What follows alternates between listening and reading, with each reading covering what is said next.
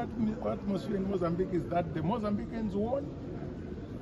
Because what do we call the people in an election? The people are the majority. And when you have a 70%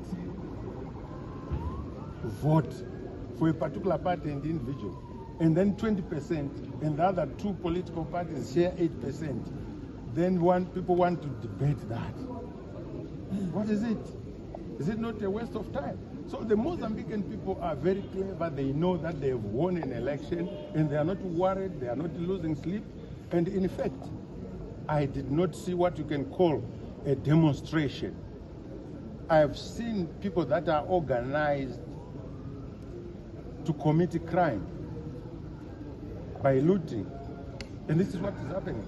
What do you demonstrate on in a shop, in a supermarket? And this is what they're doing. And after picking what they want, they disappear. Will they have received what they will have been wanting to achieve?